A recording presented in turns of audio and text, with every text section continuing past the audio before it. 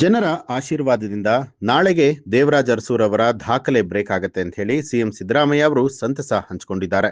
ಮೈಸೂರಿನ ವಿಮಾನ ನಿಲ್ದಾಣದಲ್ಲಿ ಮಾಧ್ಯಮಗಳೊಂದಿಗೆ ಮಾತನಾಡಿದಂಥ ಅವರು, ದೇವರಾಜ ಅರಸು ಮೈಸೂರು ಜಿಲ್ಲೆಯವರು, ನಾನು ಮೈಸೂರು ಜಿಲ್ಲೆಯವನೇ, ಅವರ ದಾಖಲೆ ಮುರಿತಾ ಇರುವಂಥದ್ದು ಜನರ ಆಶೀರ್ವಾದದಿಂದ ಅಂತ ಹೇಳಿ ಸಿಎಂ ಸಿದ್ದರಾಮಯ್ಯ ಅವರು ಹೇಳಿದ್ರು.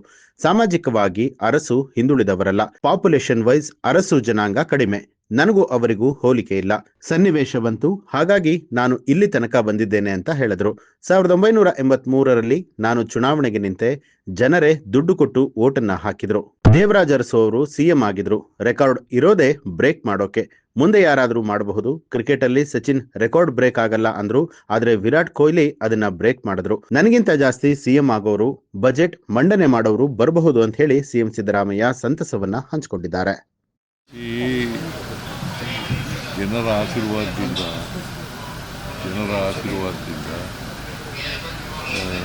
ನಾಳೆ ಆದರೆ ದೇವರಾಜ ಅರಸರವರು ಏನು ದೀರ್ಘಕಾಲ ಮುಖ್ಯಮಂತ್ರಿಯಾಗಿದ್ದರು, ಅದನ್ನು ಸರಿಗಟ್ಟತಕ್ಕಂಥ ಕೆಲಸ ಆಗ್ತದೆ.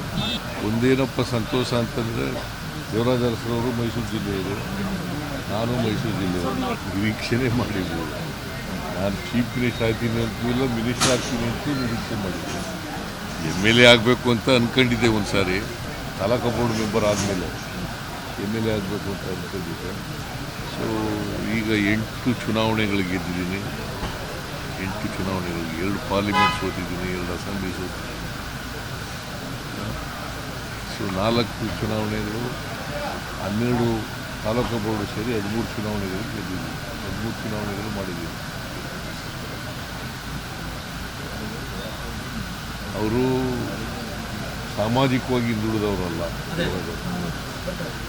ಸಾಮಾಜಿಕವಾಗಿ ಮುಂದುವರೆದವರು. ಯಾಕಂದರೆ ಅರಸು ಇದೆಯಲ್ಲ, it's a ruling class. Population wise ಕಡಿಮೆ, ಪಾಪ್ಯುಲೇಷನ್ ವೈಸ್ ಭಾಳ ಕಡಿಮೆ ಇರ್ತಕ್ಕಂಥ ಪಾಪ್ಯುಲಾರಿಟಿ ಬಂದಿದ್ದಂಥ ಮುಖ್ಯಮಂತ್ರಿಗಳು. ಸೊ ಅವರು, ನನಗೂ ಅವ್ರಿಗೂ ಕಂಪ್ಯಾರಿಸನ್ ಇಲ್ಲ.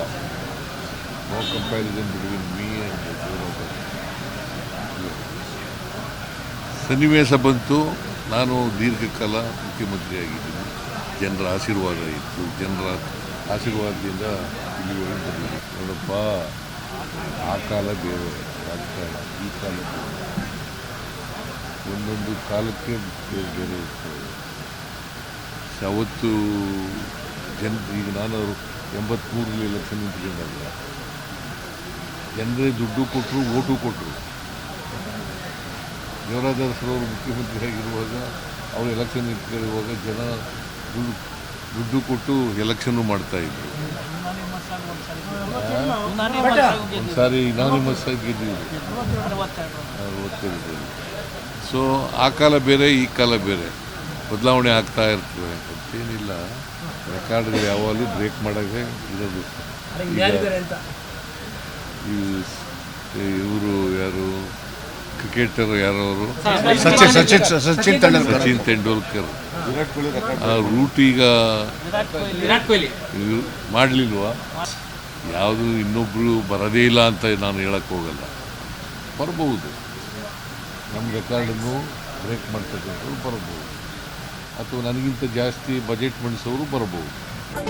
ನ್ಯೂಸ್ ಅಲರ್ಟ್, ನಿಮ್ಮಿಂದ ನಿಮಗಾಗಿ.